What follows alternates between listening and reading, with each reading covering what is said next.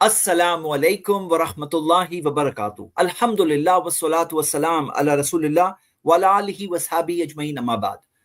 पिछली वीडियो में हम एक निहायती बेवकूफाना वीडियो का जायजा ले रहे थे, क्योंकि वीडियो देखने वाले बहुत सारे लोग हैं, कुछ सवाल और डाउट्स फैलाने की कोशिश की गई है तो जवाब देना जरूरी हो जाता है। लेकिन आर्ग्यूमेंट्स के एतबार से हमने बताया था कि जो आर्ग्यूमेंट्स दिए जा रहे हैं वो कितने ही इलॉजिकल है, बल्कि खुद उनके ही खिलाफ है।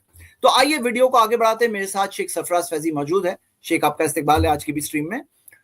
और हम अभी वालेकुम सलाम रहमतुल्लाहि व बरकातुहू। हम अभी इस वीडियो को शुरू करते हैं। स्टार्ट।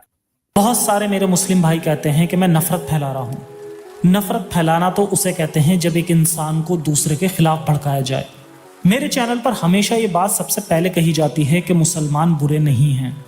इस्लाम एक मजहब है जिसमें बहुत सारी बुराइयां हैं, लेकिन उसकी वजह से ये कहना कि मुसलमान बुरे हैं, ये गलत है। ये जो बात इसने कही है कि इस्लाम बुरा है, मुसलमान बुरे नहीं है, और वो मुसलमानों के खिलाफ नफरत नहीं फैला रहा, ये बात नहीं कह रहा है कि वो इस्लाम के खिलाफ नफरत नहीं फैला रहा, वो इस्लाम के खिलाफ तो नफरत फैला ही रहा है। और मुसलमानों की कोर आइडेंटिटी क्या है? मुसलमानों की, मुस्लिम्स की कोर आइडेंटिटी इस्लाम है। अब कोई कहे कि मैं इंडियन से नफरत नहीं करता, इंडिया से नफरत करता हूं, तो क्या हो गया? वो इनडायरेक्टली वो क्या कह रहा है? या कोई कहे कि मैं जूस से नफरत नहीं करता, सिर्फ जुडाइज्म से नफरत करता हूं, ये बात क्या है? मुसलमानों की आइडेंटिटी इस्लाम है, मुसलमानों का ईमान अकीदा इस्लाम पर है।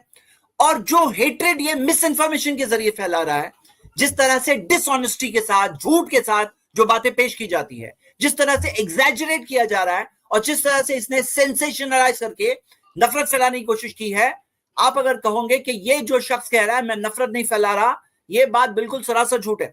जिस तरह से इनकम्प्लीट इंफॉर्मेशन पेश करता है, यानी एक टॉपिक पर कंप्लीट इंफॉर्मेशन देता, फिर सामने वाला खुद जज कर लेता उसे मोहब्बत करना है या नफरत करना है। लेकिन जिस तरह से इनकम्प्लीट इंफॉर्मेशन बताई जाती है, जिस तरह से मिसकोटेशंस बताए जाते हैं, जिस तरह से मिस ट्रांसलेशंस होते हैं, जिस तरह से आउट ऑफ कॉन्टेक्स्ट बातें होती है, जिस तरह से वीक और फैब्रिकेटेड नरेशंस बताए जाते हैं, जिस तरह से डिसप्रोपोर्शनेट फोकस के साथ बातें बताई जाती है, या ओवर जनरलाइजेशन किया जाता है, या हिस्टोरिकल कॉन्टेक्स्ट के बगैर बात की जाती है, या जिस तरह से अगर आप इसके पिक्चराइजेशन देखोगे जो कई सारे, और जो विजुअल्स इस वीडियो में भी बताया, जो मुझे ब्लर करना पड़ा है, वो ऐसे है कि डायरेक्ट नफरत क्रिएट करने वाले, और ये कहे कि नफरत नहीं क्रिएट कर रहा, एंड रिजल्ट क्या है? ये सब वीडियोस की वजह से फाइनली इस्लामोफोबिया बढ़ता है, जिसका रिजल्ट, जिसका भुगतान जो लास्ट सड़क पे जो मुसलमान होता है ना, जो अपनी जिंदगी बिताने की कोशिश कर रहा है, उसको भुगतना पड़ता है। तो एंड रिजल्ट क्या है? एंड रिजल्ट भी है कि मुसलमानों के खिलाफ नफरत पैदा होती है। तो ये जो हेट्रेड है ना, आइडियाज शेयर कर रहा हूं, उसके जरिए ये जो हेट्रेड फैलाते हैं, ये बात देखना चाहिए। ये तो मिसाल ऐसी है ना कि मैंने आग नहीं लगाई, मैंने तो बस चिंगारी लगाई। हाँ, मैंने तो बस चिंगारी लगाई, मैंने थोड़ी आग लगाई। तो ये वही चीज मिल रही है जो इन वीडियोस के जरिए ये करियर इस्लामोफोब्स अपने थोड़े पेटी पैसों के लिए, पेटी एजेंडा के लिए इंसानी जानों को भी नुकसान पहुंचाते हैं, और उनको खुद उसका एहसास तक नहीं होता है। अच्छा, यही बात अगर हम कहें, जैसे अभी आगे दावा करेंगे कि इस्लाम मुल्हिदों के बारे में नफरत फैलाता है, भाई हम इल्हाद की रद्द कर रहे हैं तो आप इसको फिर मुल्हिदों के लिए नफरत क्यों शुमार कर लेते हैं? हम भी तो इल्हाद का रद्द कर रहे हैं ना। जब हम इल्हाद का रद्द करते हैं तो आप बोलते हैं कि हम मुल्हिदों के खिलाफ नफरत फैला रहे हैं। जब हम शिर्क का रद्द करते हैं तो आप कहते हैं कि आप मुशरिकों के खिलाफ नफरत फैला रहे हैं। तो जो स्टैंडर्ड आपने अपने लिए तय किया है कि इस्लाम की बुराई करने का ये मतलब नहीं कि मैं मुसलमानों के खिलाफ नफरत फैला रहा हूं, तो वही स्टैंडर्ड हमारे लिए भी रखिए ना, कि अगर हम मुल्हिदों का रद्द कर रहे हैं, अगर हम नास्तिकता का रद्द कर रहे हैं, अगर हम शिर्क का रद्द कर रहे हैं, तो इसका ये मतलब नहीं है कि हम मुल्हिदों के खिलाफ नफरत फैला रहे हैं। लेकिन बात यही है कि जब अपनी बात आती है तो आप अपने लिए कुछ और क्राइटेरिया तय कर लेते हैं, और जब बात मुसलमानों की होती है, गुफ्तगू का मौजू मुसलमान होते हैं, तो आपका क्राइटेरिया बदल जाता है। सही बात है, डबल स्टैंडर्ड से क्लियर कट दिखाई देते हैं। चलिए वीडियो आगे जी। बहुत सारे मेरे मुस्लिम भाई कहते हैं कि मैं नफरत फैला रहा हूं। नफरत फैलाना तो उसे कहते हैं जब एक इंसान को दूसरे के खिलाफ भड़काया जाए। मेरे चैनल पर हमेशा ये बात सबसे पहले कही जाती है कि मुसलमान बुरे नहीं हैं। इस्लाम एक मजहब है जिसमें बहुत सारी बुराइयां हैं, लेकिन उसकी वजह से ये कहना कि मुसलमान बुरे हैं, ये गलत है। इंसानियत को मानने वाला इंसान कभी नफरत नहीं फैलाएगा। ये जो इन्होंने कहा ना, इंसानियत को मानने वाला इंसान कभी नफरत नहीं फैलाएगा, एक बहुत बड़ी इनकी ट्रिक क्या है, ये हमेशा इस्लाम के मुकाबले मिला करके एक चीज खड़ी कर देते हैं, इंसानियत। اور پروپیگنڈا یہ کرتے ہیں گویا کہ انسانیت ایک الگ چیز ہے اور مذہب ایک الگ چیز ہے، انسانیت الگ چیز ہے اور اسلام ایک الگ چیز ہے، اور دونوں میں کوئی ٹکراؤ ہے، اور ہم انسانیت کے مقابلے میں، مذہب کے مقابلے میں انسانیت کی حمایت میں کھڑے ہیں، اسلام کے مقابلے میں ہم انسانیت کو سپورٹ کر رہے ہیں۔ تو یہ جو بنیاد پر پوری عمارت تعمیر کی جاتی ہے نا، یہ بنیاد ہی سرے سے غلط ہے۔ اسلام ایک مذہب ہے، انسانیت کوئی مذہب نہیں ہے، اور انسانیت کا کوئی باقاعدہ ضابطہ نہیں ہے۔ نہ انسانیت کوئی ایسی چیز ہے جس کے خلاف ہو مذہب، نہ انسانیت کوئی ایسی چیز ہے اسلام جس کے خلاف ہو۔ بھائی انسانیت کس چیز کا نام ہے؟ مطلب انسانیت کی بنیادیں آپ کے پاس کیا ہے؟ کوئی جو ملحد ہے اگر وہ انسانیت کی بات کرتا ہے تو انسانیت کا سورس کیا ہے آپ کے پاس؟ جس کو آپ انسانیت کہہ رہے ہیں وہ کیا ہے؟ یا تو انسانیت کا سورس عقل ہے، جو انسان کی ریزننگ ہے، جو انسان کی لاجک ہے، یا پھر انسانیت کی بنیاد پر جو آپ بات کرتے ہیں وہ کانشیس انسان کے، جس کو ہم ضمیر کہہ سکتے ہیں، عقل اور ضمیر۔ یہی دو بنیادیں ہیں نا جن کی بنیاد پر آپ انسانیت کی بات کرتے ہیں۔ تو اسلام نہ تو عقل کا مخالف ہے اور اسلام نہ ہی کانشیس یعنی ضمیر کا مخالف ہے۔ تو انسانیت کوئی ایسا مذہب نہیں ہے جس کے مخالف میں اسلام کھڑا ہے، بلکہ اسلام جو ہے وہ انسانیت کو ڈیفائن کرتا ہے کہ انسانیت کیا ہے۔ بھائی انسان اللہ رب العالمین کی مخلوق ہے، تو انسان کے لیے کیا قاعدہ، کیا شریعت، کیا قانون، کیا نظام ہونا چاہیے، کیا اس کے لیے اچھا ہے، کیا اس کے لیے برا ہے، یہ طے کرنے کا حق صرف خالق کو ہے، جس خالق نے انسان کو پیدا کیا ہے۔ تو حقیقت میں انسانیت کیا ہے یہ خود اسلام ڈیفائن کرتا ہے۔ اس کی صحیح ڈیفینیشن اگر آپ کو معلوم کرنی ہو کہ انسانیت کی صحیح ڈیفینیشن کیا ہے تو وہ اسلام سے ہی آپ کو ملے گی۔ تو اس پروپیگنڈے سے ذرا سا باہر آنا چاہیے اور اس ٹرک کو سمجھنا چاہیے کہ بار بار اسلام کے مقابلے میں انسانیت کا نام دینا، یہ سمجھنا کہ بھئی انسانیت کوئی ایک ایسی چیز ہے جو ایک متعین قاعدہ، ضابطہ، کوئی قانون ہے، تو ایسی تو بات نہیں ہے۔ بھئی انسانیت عقل کی بات کرتی ہے، لیکن عقل تو ناقص ہے، عقل غلطی بھی کر سکتی ہے، اور انسانیت جو ہے وہ ضمیر اور کانشیس کی بات کرتی ہے، لیکن ضمیر ماحول کے اعتبار سے بدلتا ہے۔ اصل میں ہم انسانیت کے خلاف نہیں ہیں، اسلام انسانیت کو صحیح راستہ دکھاتا ہے۔ انسانیت بغیر اسلام کے اندھی ہے۔ جیسے ہماری آنکھوں میں روشنی ہے نا، لیکن اس روشنی کو، آنکھوں میں کتنی بھی روشنی ہو، لیکن اس روشنی سے صرف ہم چیزوں کو نہیں دیکھ سکتے ہیں۔ خارج میں جو چیزیں موجود ہیں ان کو دیکھنے کے لیے آنکھوں کی روشنی کے ساتھ ساتھ ایک خارجی روشنی کی بھی ضرورت ہے۔ سورج چمک رہا ہے اور آنکھیں دیکھنے لائق ہیں، تب دیکھ کر کے چیزوں کا آپ ادراک کر سکتے ہیں۔ آنکھیں کتنی بھی تیز ہو، لیکن اگر اندھیرا ہو جائے، سورج ڈوب جائے تو چیزیں دکھائی نہیں دیتی ہیں۔ تو یہی معاملہ عقل کا اور مذہب کا ہے کہ عقل جو ہے وہ کتنی بھی تیز ہو، لیکن مذہب کی روشنی کے بغیر عقل اندھی ہے، اس کو چیزوں کا ادراک نہیں ہو سکتا ہے۔ روشن چمک رہا ہو آسمان میں سورج، اور انسان کی عقل ماند پڑی ہوئی ہو، آنکھیں اس کو دیکھ نہ پا رہی ہو، تو سورج کی روشنی فائدہ نہیں دیتی ہے۔ تو دونوں چیزیں ضروری ہیں، انسان کے پاس لاجک ہونا چاہیے، ریزن ہونے چاہیے، یہ بھی ضروری ہے، لیکن اس کے ساتھ ساتھ اس کو وحی کی روشنی کی بھی ضرورت ہے۔ یہ دونوں چیزیں ایک دوسرے کو مل کر کے کمپلیٹ کرتی ہیں، ایک دوسرے کے مقابل نہیں ہیں۔ اس کو جو فریق بنا کر کے پیش کرتے ہیں نا، عقل اور انسانیت ایک دوسرے کے فریق نہیں ہیں، ایک دوسرے کے رفیق ہیں۔ اسلام اور انسانیت کو جو ایک دوسرے کا فریق بنا کر کے پیش کرتے ہیں نا کہ دونوں ایک دوسرے کے مقابل میں ہیں، یہ طریقہ ہی غلط ہے۔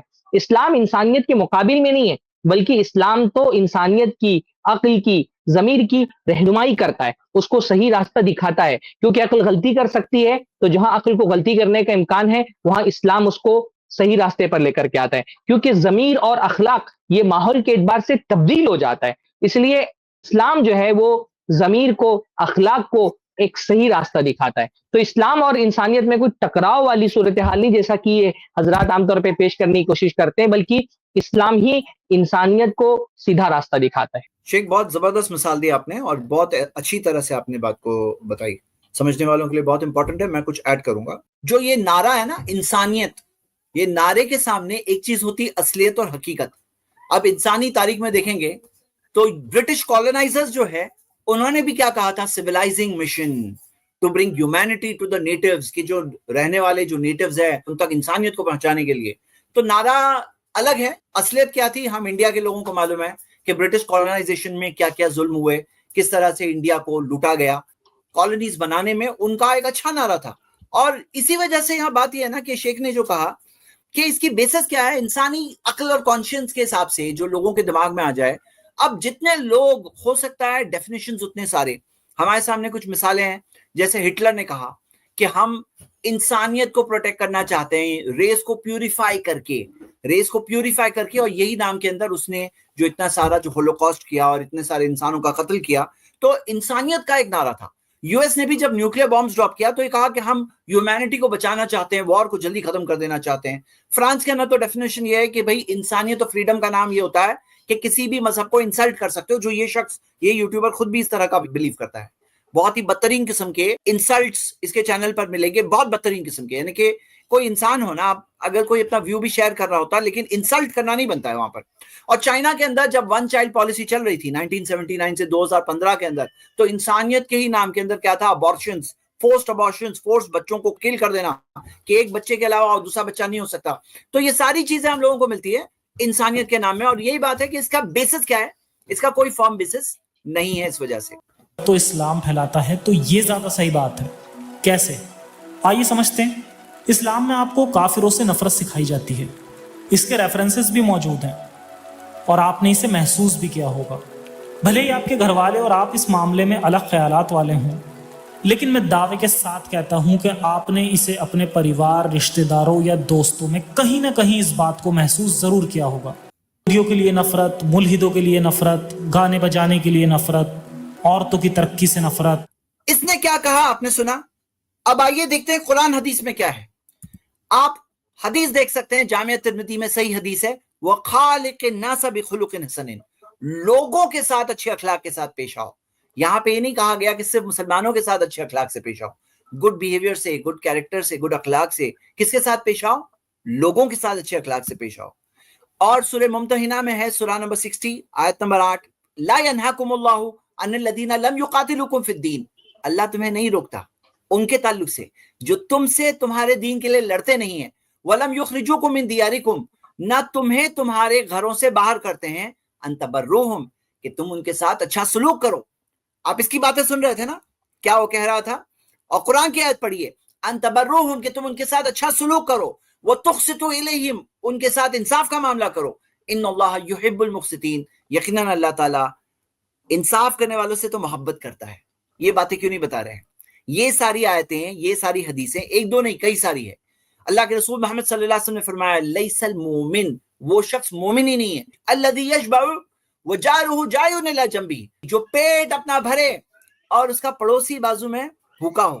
اور پڑوسی کا مذہب نہیں دیا گیا ہے کہ مسلم ہو یا غیر مسلم ہو, مسلم پڑوسی ہو, اس کا پڑوسی کوئی بھی ہو, کوئی بھی مذہب کا کیوں نہ ہو, وہ بھوکا ہے اور یہ اپنا پیٹ بھر کے سو رہا ہے, تو پھر وہ شخص مومن ہی نہیں ہے. لیس المومن, نبی صلی اللہ علیہ وسلم نے کہا. اور قرآن کی آیت سورہ بقرہ سورہ 2 آیت نمبر 83, وَقُولُوا لِلنَّاسِ حُسْنًا, سارے لوگوں کے ساتھ اچھی باتیں کرو. اور یہی چیز پر عمل کرتے تھے. اس آیت کو ایکسپلین کرتے ہوئے تابعی عطا نے کہا کہ اس کا مطلب ہے کہ جو مشرک ہے اور جو دوسرے لوگ ہیں, دوسرے مذہب والے ہیں, ان کے ساتھ اچھی باتیں کرو. اور آپ ان کی باتیں سن رہے تھے جو پروپیگنڈا ہے, اور اصلیت جو قرآن حدیث میں وہ بھی آپ دیکھ سکتے ہیں. اچھا زید بھائی, ایک تھوڑا سا میں اس میں یہ بتانا چاہوں گا نا کہ محبت اور نفرت والی جو بات ہوتی ہے نا, اس میں ایک تعلق ہوتا ہے کہ بھائی محبت اور نفرت آپ کے اختیار میں نہیں ہے. اچھائی کرنے والوں سے آپ محبت کرتے ہیں, برائی کرنے والوں سے آپ کا دل خود متنفر ہو جاتا ہے. اس کی مثال ایسے دیکھیں کہ ایک آدمی شریف ہے, با اخلاق ہے اور لوگوں کے حقوق کا خیال رکھتا ہے, تو اور اس کے مقابل میں ایک آدمی ہے جو مجرم ہے, ریپسٹ ہے اور بد اخلاق ہے.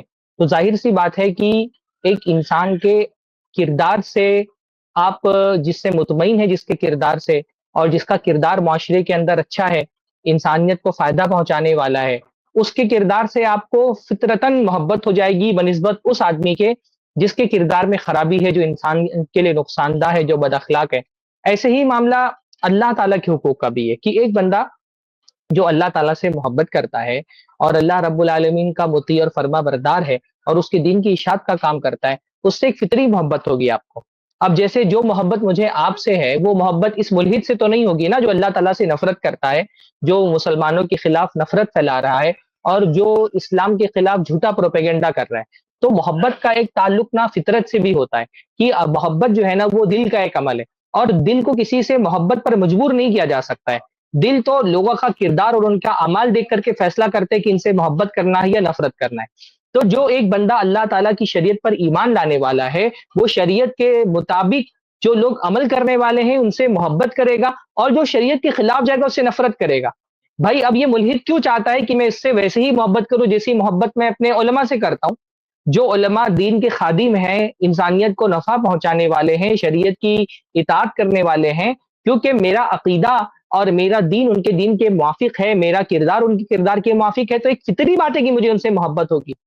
اور ایک بندہ جھوٹ بول رہا ہے، فریب کاریاں کر رہا ہے، انسانیت کا دشمن ہے، دین کا دشمن ہے، اللہ سے نفرت پھیلا رہا ہے، یعنی آپ یہ جو انسان سے نفرت کرنا آپ کو اتنی بری چیز لگتی ہے، تو جو انسانوں کا خالق ہے اس سے نفرت کرنا تو اور بڑی چیز ہونی چاہیے۔ آپ کے لیے انسان سے نفرت کرنا تو جرم ہے، اور انسانوں کے خالق سے نفرت کرنا کوئی جرم نہیں ہے۔ خود آپ بیٹھ کر کے لائیو انسانوں کے خالق سے نفرت سکھا رہے ہیں، تو اگر آپ کی یہ بات کا ایک کاؤنٹر جو ہے نا وہ ایک یہ بھی ہو سکتا ہے کہ اگر انسان سے نفرت کرنا جرم ہے، جس کو آپ بھی جرم مان رہے ہیں، تو انسان کے خالق سے نفرت کرنا کیوں جرم نہیں ہے، جس جرم کا آپ خود کھلے عام ارتکاب کر رہے ہیں۔ تو یہ بھی فرق سمجھنے کی ضرورت ہے کہ محبت اور نفرت ایک نفسیات کا اور ایک قلب کا اور ایک دل کا عمل ہوتا ہے، اور محبت اور نفرت انسان کردار دیکھ کر کے کرتا ہے۔ تو جس انسان کا کردار اچھا ہوگا، جس انسان کے کردار میں نیکیاں ہوگی، آدمی کا دل ان سے محبت کرے گا، اور جس انسان کا کردار خراب ہوگا، اللہ اور اس کے رسول سے یا انسانوں سے جس کے اندر دشمنی ہوگی، تو دل فطرتاً اس سے محبت نہیں کر پائے گا۔ آپ اس سے محبت کرنے پر مجبور نہیں کر سکتے دل کو۔ صحیح بات ہے۔ اور اس کا یہ مطلب نہیں کہ ہم حقوق نہیں دیں گے، ظلم کریں گے، ناانصافی کریں گے، وہ نہیں ہے۔ اخلاق کے اعتبار سے ہمیں تو اچھے اخلاق سے ہی پیش آنے کہا گیا ہے، لیکن ایک نیچرل بات ہے کہ جیسے جو انسان جو ایک صحیح چیز سے محبت کرتا ہے وہ اس کے کرنے والے سے بھی محبت کرے گا، اور جو چور ہوگا، ڈاکو ہوگا، بولے مجھے ڈاکو سے بھی محبت ہے، تو کیا یہ صحیح ہوگا؟ یہ نہیں صحیح ہوگا۔ ان ملحودے سے زید بھائی اگر آپ پوچھیں کہ کیا جیسے تم ہاں اپنے ملحد دوستوں سے محبت کرتے ہو، ویسے کیا یہ ایمان والوں سے بھی محبت کرتے ہو؟ مجھ سے اور ہاں آپ سے بھی ویسی محبت کرتا ہے یہ بندہ ہاں جیسی محبت اپنے ملحد دوستوں سے کرتا ہے، تو یہ خود اس کا اقرار نہیں کرے گا نا، یہ سامنے ہوتا تو اس سے پوچھ بھی سکتے تھے ہم۔ یہ خود اقرار جی نہیں کرے گا کہ بھائی انسان کا عقیدہ جس سے ملتا ہے، انسان کا کردار جس سے ملتا ہے، انسان اپنے دل سے اسے جیسی محبت کرتا ہے، وہ اپنے نظریات اور اپنے عقیدے کے خلاف جو آدمی ہوگا اس سے ویسی محبت نہیں کرتا ہے۔ تو یہ تو ایک فطری جذبہ ہے۔ باقی رہا معاملہ اچھے اخلاق کا، تو شریعت آپ دیکھیں قرآن مجید میں اللہ تعالیٰ نے اپنے غیر مسلم جو کافر والدین ہیں ان کے بارے میں اللہ نے فرمایا وَصَاحِبْهُمَا فِي الدُّنْيَا مَعْرُوفًا، کہ دنیا میں ان کے ساتھ اچھائی کا سلوک کرو۔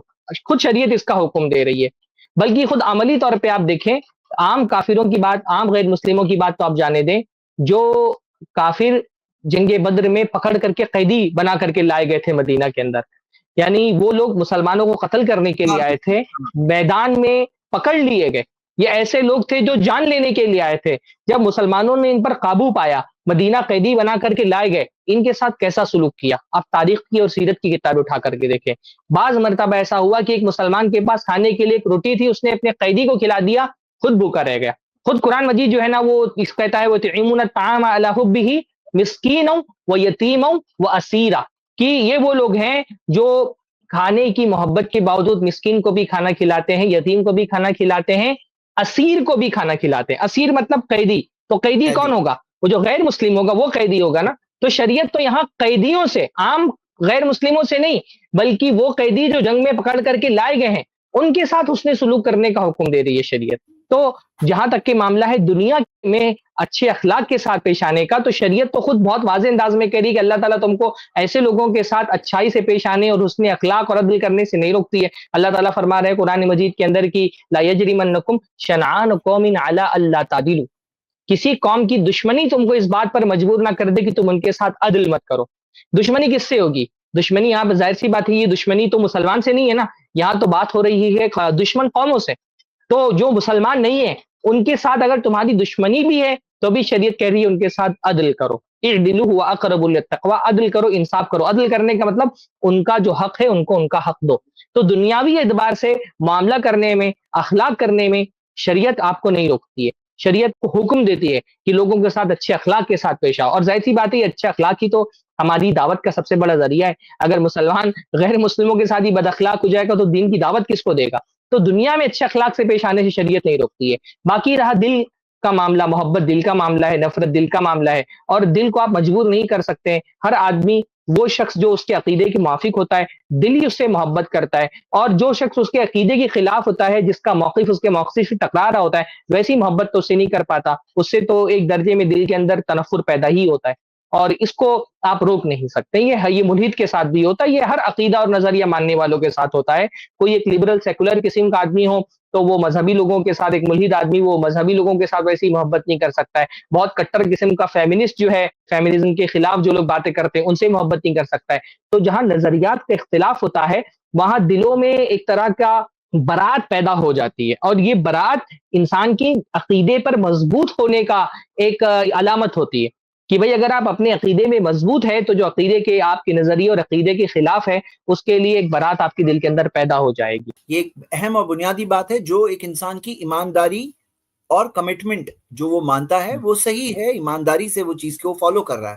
اور وہ جو سسٹم ہے وہ انسانیت کا اصل سسٹم ہے جو اسلام نے سکھایا, وہ ریئل انسانیت سکھائی, ریئل اچھا اخلاق سکھایا, دشمن کے ساتھ بھی اچھا اخلاق کے ساتھ برتاؤ سکھایا اسلام نے, جیسا کہ ہم نے اس کی مثالیں دیکھی.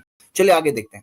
یا دوستوں میں کہیں نہ کہیں اس بات کو محسوس ضرور کیا ہوگا, یہودیوں کے لیے نفرت, ملحدوں کے لیے نفرت, گانے بجانے کے لیے نفرت, عورتوں کی ترقی سے نفرت, آزاد خیالی سے نفرت. یہ عجیب سی بات ہے. یہ عجیب سی بات ہے. ہم نے تو اس سے پہلے کہا کہ بھائی نفرت کے بارے میں تو ہم وضاحت کر چکے ہیں. عورتوں کی ترقی سے نفرت کیا ہے؟ کیا اسلام عورتوں کی ترقی سے نفرت کرتا ہے؟ اسلام آیا تو اس نے عورت کے لیے ترقی کے راستے کھولے. اس پر ظلم و جبر کی جو ایک پہاڑ لاد دیا گیا تھا, اسلام نے اس کو اس سے آزاد کیا. وہ حقوق جو اس سے چھین لیے گئے تھے, اسلام نے وہ حقوق اس کو دیے.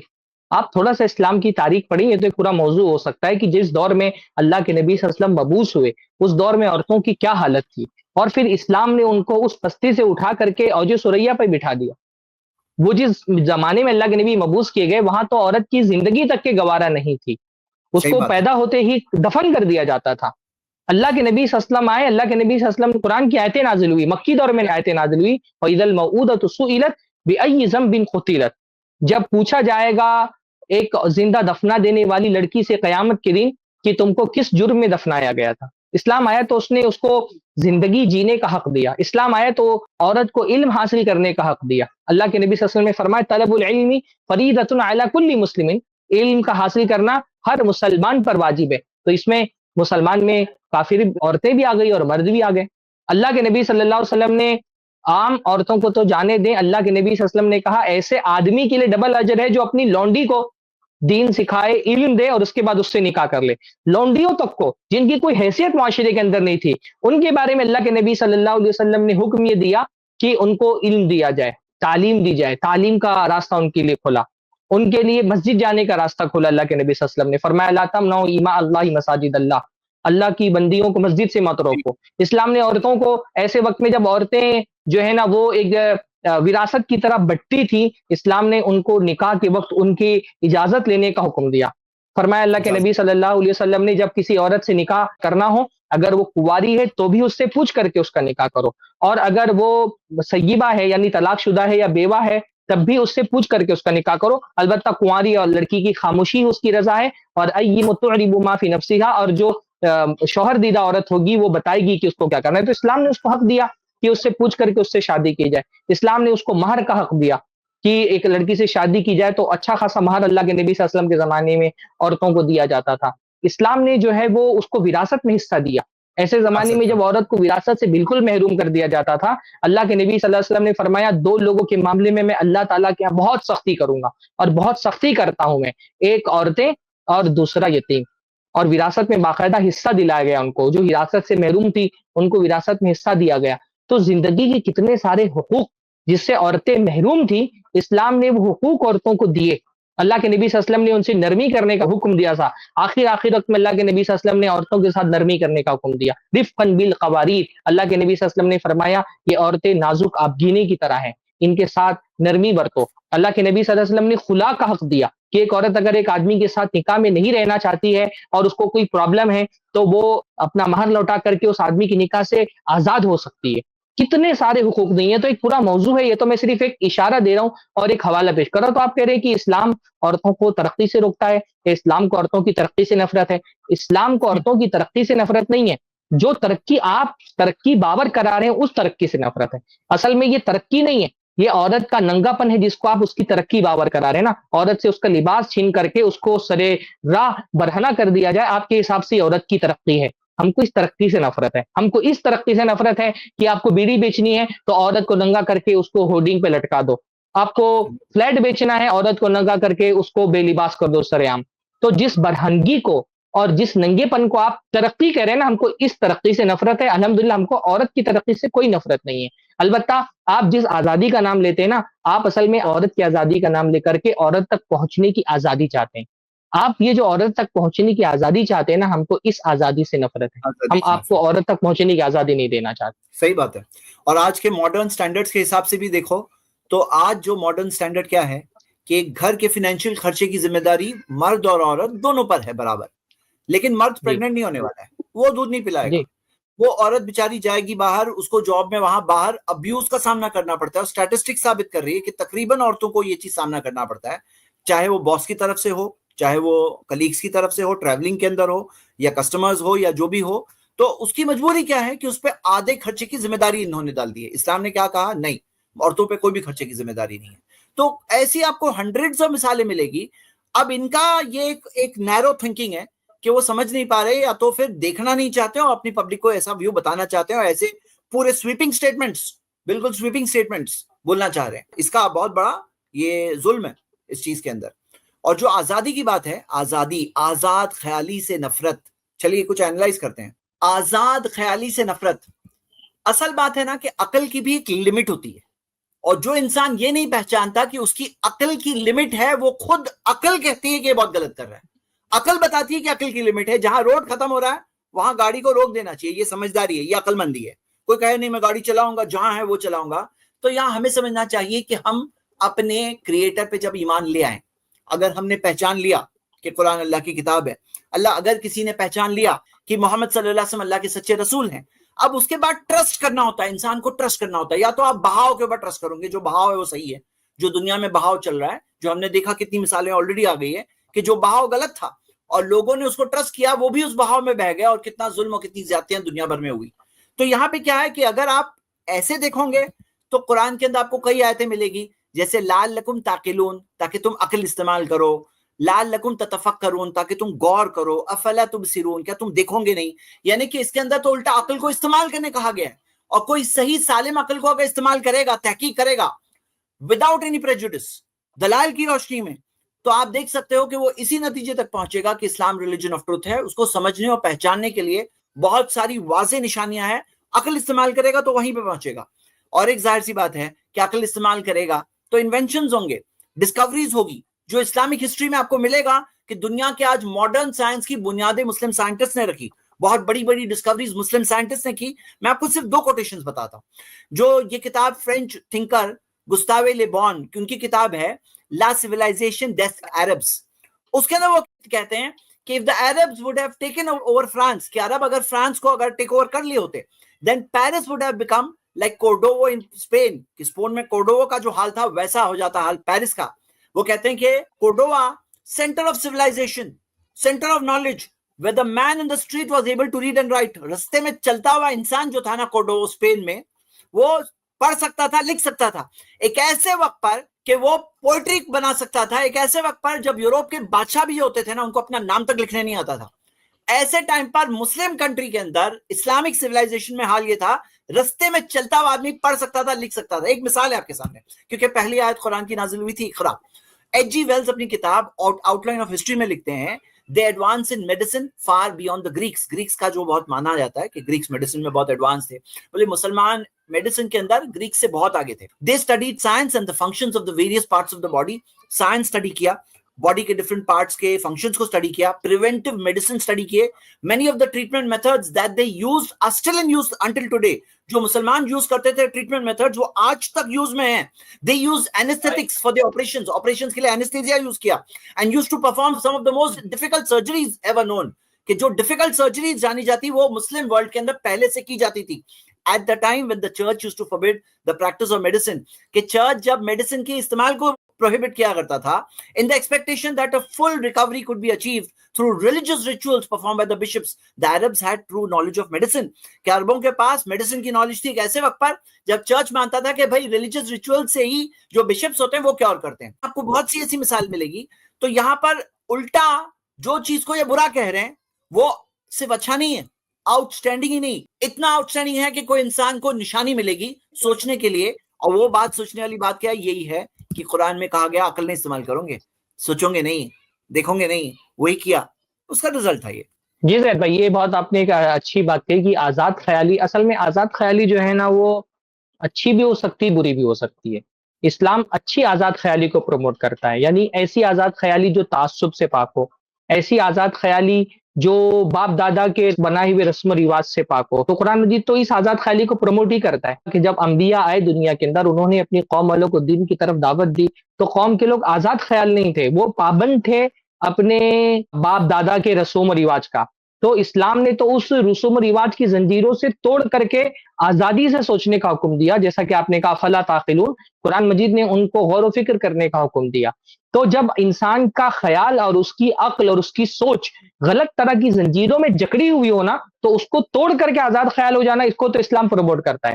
لیکن جہاں آدمی آزاد خیالی کا مطلب یہ سمجھتا ہے کہ وہ اپنی نفس کا غلام بن جائے، اصل میں جس کو آزاد خیالی کا نام دے رہے ہیں نا، یہ آزاد خیالی نہیں ہے، یہ نفس پرستی ہے۔ قرآن مجید اس کو نفس پرستی کہتا ہے۔ اللہ تعالیٰ نے فرمایا ارائیت من اتخذ الہہ ہوا، کیا آپ نے اس شخص کو دیکھا جس نے اپنی نفس کو اپنا معبود بنا لیا ہے؟ تو یہ نفس پرستی والی جو آزاد خیالی ہے نا، شریعت اس سے روکتی ہے کہ ایک آدمی کہتا ہے کہ میں شراب پیوں گا، میں جوا کھیلوں گا، میں قتل و غارت گیری کروں گا، میں آزاد ہوں۔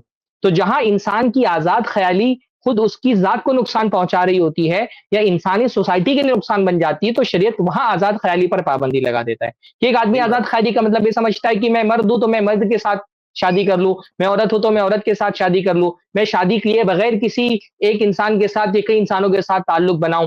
تو جو آزاد خیالی جو ہے نا وہ انسانیت کے لیے نقصان دہ ہو جاتی ہے، معاشرے کو نقصان پہنچاتی ہے، خود انسان کی نفس کے لیے نقصان۔ وہی کہ ایک آزاد خیالی کا مطلب ایک آدمی کو لگتا ہے میں اپنی جان دے دوں، میں نہیں زندہ رہنا چاہتا، یہ میری آزادی ہے۔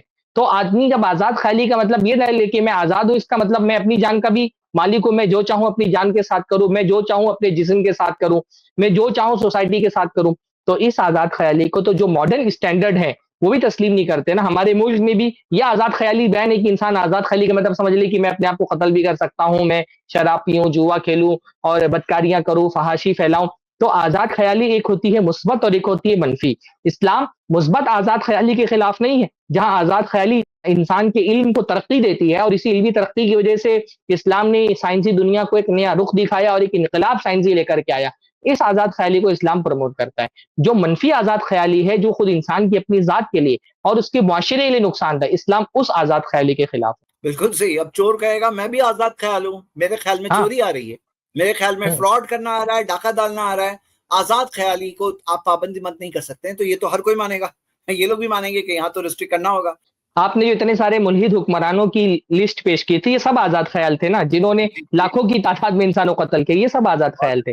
ان کی آزاد خیالی انسانیت کے لیے فائدے مند نہیں ہوئی بلکہ نقصان دہ ثابت ہوئی۔ تو ہر آزاد خیالی، ایک آزادی وہ ہوتی ہے نا جسے انسان کو صحرا میں چھوڑ دیا جائے کہ تم آزاد ہو، جہاں نہ کھانے کی، نہ پانی کی، نہ رہائش کی، نہ سائے کی، کسی چیز کی سہولت نہیں ہے۔ ایک ہوتی ہے پابندی کہ انسان کو ایک گھر کے اندر رکھا گیا ہے تو وہ پابند گھر کے اندر رہنے کا، لیکن ساری سہولتیں اس کو فراہم کر دی گئی ہیں۔ تو وہ آزادی جو ہے نا، وہ آزادی خطرناک ہے اس پابندی کی بنسبت۔ یہاں پابند تو انسان ایک دائرے کے اندر ہے، لیکن اس دائرے کے اندر اس کو ساری سہولتیں فراہم کی جا رہی ہیں۔ جہاں وہ آزاد ہے لیکن سہولتوں سے اس کو جو ہے نا دور کر دیا گیا۔ تو ہر آزادی اچھی نہیں ہوتی اور ہر پابندی بری نہیں ہوتی۔ بہت بہت امپورٹنٹ ڈسکشن تھا یہ، جزاک اللہ خیر۔ بارک اللہ۔ یہ خدا کا کلام کیسے ہو سکتا ہے؟ خدا کا کلام تبھی خدا کا ہو سکتا ہے جب وہ ہر کسی کو برابر سمجھے، کیونکہ اگر وہ ہے اور اس نے بنانے میں کوئی فرق نہیں کیا تو وہ حق کے معاملے میں بھی فرق نہیں کرے گا۔ خدا کا کلام انسان ہونے کی حیثیت سے سارے انسانوں کو برابر ہی سمجھتا ہے۔ انسان ہونے کی حیثیت سے خدا کا کلام کسی میں تفریق نہیں کرتا۔ اللہ تعالیٰ نے قرآن مجید میں فرمایا یا ایھا الناس اتقوا ربکم الذی خلقکم من نفس واحدہ، اے لوگو ڈرو اپنے رب سے، تقوی اختیار کرو اپنے رب کا۔ کہ کون رب؟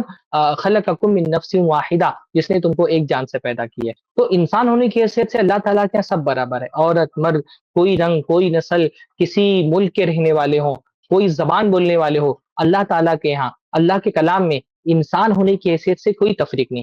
خود اللہ کے نبی صلی اللہ علیہ وسلم نے فرمایا لا فضل لعربی علی اعجمی ولا لاجمی علی عربی، کسی عربی کو کسی اجمی پر، کسی اجمی کو کسی عربی پہ کوئی فضیلت حاصل نہیں، کسی کالے کو گورے پر، کسی گورے کو کالے پر کوئی فضیلت حاصل نہیں، الا بالتقوی، سوائے تقوی کے۔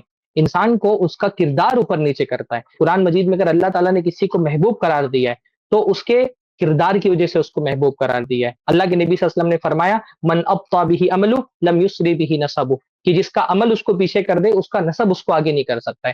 تو اسلام انسان ہونے کی حیثیت سے تو سب کو برابر ہی مانتا ہے، اس میں کوئی تفریق نہیں کرتا.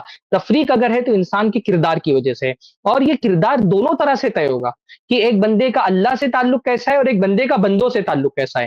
آپ اصل میں ایک آنکھ آپ کی پھٹی ہوئی ہے اور ایک آنکھ سے آپ چیزوں کو دیکھ رہے ہیں. آپ ہر انسان کے اچھائی اور برائی کا معیار صرف آپ نے یہ طے کر دیا ہے کہ انسانوں کے ساتھ ان کا رویہ کیسا ہے.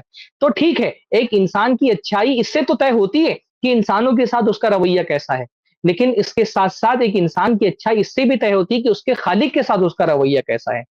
آپ جو دجالی نقطہ نظر رکھتے ہیں نا، ایک آنکھ سے چیزوں کو دیکھ رہے ہیں، بس یہ دیکھ رہے ہیں کہ انسان کے اخلاق لوگوں کے ساتھ کیسے ہیں. اللہ کے ساتھ اخلاق کیسے ہیں یہ دیکھنا بھی ضروری ہے کہ انسان کے کردار کو طے کرنے کے لیے. اسلام دونوں چیزوں کا موازنہ کرتا ہے. اسلام یہ بھی دیکھتا ہے کہ انسان کی اچھائی اس میں بھی ہے کہ وہ انسانوں کے ساتھ اچھا ہو، اور انسان کی اچھائی اس میں بھی ہے کہ وہ اللہ کے ساتھ اچھا ہو. ایک بندہ صرف اللہ کے ساتھ اچھا ہو اور اگر انسانوں کے ساتھ اچھا نہ ہو وہ بھی اچھا انسان نہیں ہے. اللہ کے نبی صلی اللہ علیہ وسلم نے فرمایا ان اکمل المؤمنین ایمانا احسنهم خلقا والطفهم باہلہم، کہ کامل ایمان والا بندہ وہ ہے جو اپنے اخلاق میں اچھا ہو اور اپنے گھر والوں کے ساتھ اچھا ہو. تو اسلام جو ہے نا وہ یہ معیار طے تو کرتا ہے کہ انسان کو اچھا اور برا طے کرنے کے لیے اس کا رویہ انسانوں کے ساتھ کیسا ہے یہ بھی دیکھا جائے، لیکن یہ آدھی بات ہوگی. انسان کے کردار کا ایک دوسرا پہلو یہ ہے کہ مخلوق کے ساتھ اچھا ہونے کے ساتھ ساتھ وہ خالق کے ساتھ بھی اچھا ہو. اگر ایک انسان اپنے خالق کے ساتھ ہی برا ہے، جس نے اس کو پیدا کیا، اس کو دنیا کی نعمتیں عطا فرمائی ہیں، اگر یہ احسان فراموش اپنے خالق کے ساتھ اچھا نہیں ہے تو یہ انسان بھی اچھا نہیں ہے. تو اچھائی اور برائی کا یہ معیار شریعت نے رکھا ہے کہ انسان کا ایک پہلو اس کے خالق کے ساتھ اس کا تعلق اچھا ہونا چاہیے، دوسرا اس خالق کی مخلوق کے ساتھ اس کا تعلق اچھا ہونا چاہیے. تو جہاں بھی آپ دیکھیں گے قرآن مجید کے اندر اچھائی اور برائی کا معیار بنایا گیا، یہ ان دو چیزوں کو بنایا گیا کہ ایک انسان اللہ کے ساتھ کیسا ہے اور ایک انسان اللہ کی مخلوق کے ساتھ کیسا ہے. صحیح بات ہے. اور میں نے جیسے بتایا اس ویڈیو میں جو پوائنٹس یہ اٹھا رہا ہے نا وہ سب اسی کے خلاف ہے. یعنی کہ یہ ایک اور مثال ہو گئی کہ جس مذہب کے بارے میں کرٹیسزم میں یہ ویڈیو بنا کر بتا رہا ہے وہ مذہب کون سا مذہب ہے؟ یہ وہ مذہب ہے جس کے اندر نماز میں 5 وقت کندھے سے کندھا ملا کے کھڑے ہوتے ہیں، جس کے اندر حج کے اندر سیم لباس کے اندر سب لوگ سیم احرام پہن کر جاتے ہیں. یعنی جس نے اونچ نیچ ختم کری، جس مذہب نے 1400 سال پہلے جو آج تک ہم نہیں کر پا رہے ہیں، آج تک جس انیکوالٹی کو ہم پاتے ہیں دنیا کے اندر، اسلام نے اس چیز کو 1400 سال پہلے ختم کی. اب یہ جو بات کہہ رہا ہے بالکل یعنی کہ برابری کیا ٹیچر کہے کہ میں سب سٹوڈنٹس کو 100 مارکس دے دوں گا؟ برابری؟ ہاں، پڑھے ہیں نہیں پڑھے ہیں، زیادہ پڑھے کم پڑھے، سب کو برابر دے دوں گا. یا ڈاکٹر کہے کہ میں سیم دوا سارے پیشنٹس کو دے دوں گا. یا باپ کہے کہ میں وہی اتنا ہی کھانا دوں گا سب بچوں کو، چاہے بڑے ہو چھوٹے ہو اتنا ہی کھانا ملنے والا ہے. یا پھر سی ای او ہو یا پھر سویپر ہو، سب کو سیم سیلری دیں گے. ایکچولی کیا ہے نا، اس نے کیا کیا ہے، ایک سکرین پر ایک آیت لگائی ہے. چلو ہم لوگ ڈسکس کر لیتے ہیں. یہ آیت جو آپ دیکھ رہے ہیں نا، یہ اس نے تبھی سکرین پر لگائی. سورہ نحل کی آیت نمبر 71 ہے. تو اللہ تعالیٰ نے اس آیت میں کیا فرمایا؟ واللہ فضل بعضکم علی بعض فی الرزق، کہ اللہ تعالیٰ نے تم میں سے بعض کو دوسروں پر رزق میں فضیلت دی ہے، زیادہ دیا ہے، ترجیح دی ہے. اور ہاں یہ امتحان ہے. اسلام نے تو اس کی اصلیت بتائی نا کہ یہ کیا ہے، امتحان ہے اللہ تعالیٰ کی طرف سے، ایگزام ہے کہ ہاں رزق کے اندر کسی کو اللہ نے زیادہ دیا، کسی کو کم دیا، کسی کو طاقت والا بنایا، کسی کو کمزور بنایا. اور یہ امتحان ہے. اس کا مطلب یہ نہیں ہوتا کہ آخرت میں بھی ویسے ہی ہوں گے. جو تمہارے ایمان ہے، جو تمہارے اعمال ہوں گے، اس مطابق آخرت میں ہمیں رزلٹ ملے گا. لیکن جو سوال ہے اس کا، جو اگلی آیت آگے کے حصے کے اوپر ہے، جو اس نے شاید کہیں اور اس نے کیا ہوگا ایکسپلین، فَمَا الَّذِينَ فُضِّلُوا بِرَادِّ رِزْقِهِمْ عَلَىٰ مَا مَلَكَتْ أَيْمَانُهُمْ فَهُمْ فِيهِ سَوَاءٌ. تو یہاں پہ کیا ہے کہ جو لوگوں کو اللہ تعالیٰ نے فضیلت دی ہے، کیا وہ اپنے غلاموں کو عَلَىٰ مَا مَلَكَتْ أَيْمَانُهُمْ، کیا ان کو برابر کر دیں گے؟ کیا کوئی شخص ایسا کرے گا کہ بھائی اپنا مال اور اس کے ملازم ان کو ایکول کر دے، یا ایسا کرے گا؟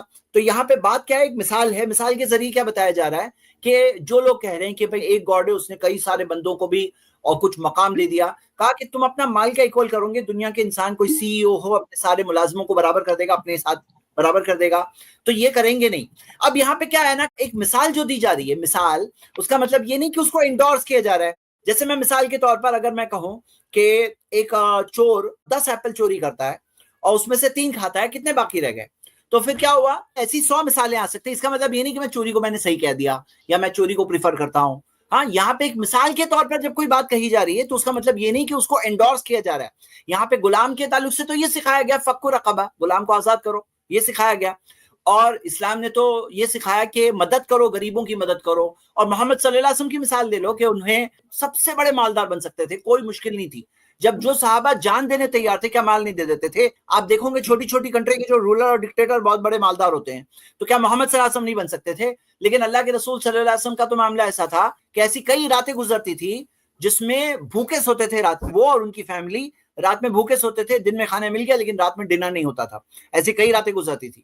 تو یہ کہنا, جو یہ بات وہ مثال بولی ہے نا آپ, تھیوریٹیکل طور پہ, پریکٹیکل طور پر جو نبی صلی اللہ علیہ وسلم کی زندگی ہے نا وہ تماچا ہے یہ لوگوں کے لیے. اور جو اسلام کی تعلیم ہے پورے بیلنس والی, یعنی کہ اعتدال ملے گا, ایک بیلنس ملے گا. اور جو بات سکھائی گئی وہ بات سمجھنے کی جگہ یہ لوگ ایسے اعتراض اٹھانے میں زیادہ انٹرسٹڈ ہوتے ہیں. جی, اس آیت میں تو بس اتنی سی بات بتائی گئی ہے کہ انسان جو اپنا مال کما کر کے اللہ تعالیٰ اس کو فضیلت دیتا ہے, جو مال دیتا ہے, وہ ایسا نہیں کرتا ہے نا کہ برابری کے نام پر اپنے غلام کو بھی آدھا مال لے کر کے دونوں کو برابر کر لے. آدمی اپنے غلام کے ساتھ برابری نہیں کرتا. یہ ملحد صاحب اگر کسی کمپنی کے مالک بن جائیں تو کیا یہ اپنی پوری پراپرٹی برابری کے نام پر اپنے امپلائیز میں بانٹ کر کے خود کو ان کی برابری میں لے آئیں گے نا؟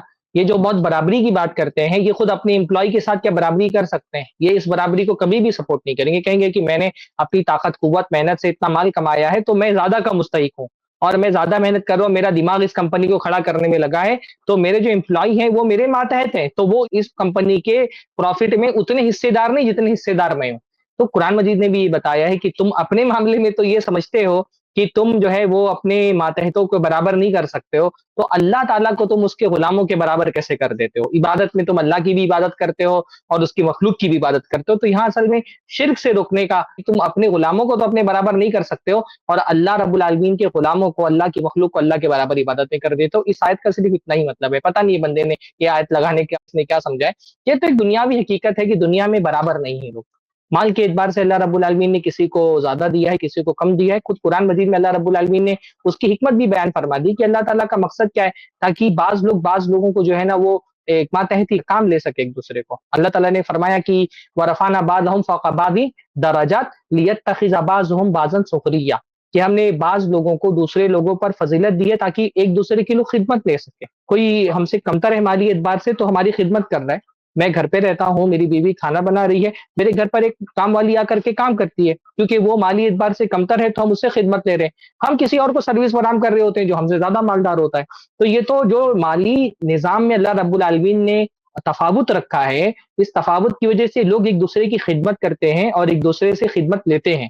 یہ ایک شریعت کا قانون نہیں بلکہ دنیا کا نظام ہے جو اللہ تعالیٰ نے اس آیت کے اندر بیان کیا ہے. تو یہ دنیا کا دکھتا ہوا نظام ہے. اب اس کو, اس دنیا کے نظام دکھائی نہ دے رہا, اس پر ہی اس کو اعتراض ہے تو کیا کیا جا سکتا ہے؟ اس میں شریعت کا کوئی قانون نہیں بنایا گیا, دنیا کا ایک نظام جو ہے وہ بتایا گیا اس آیت کے اندر.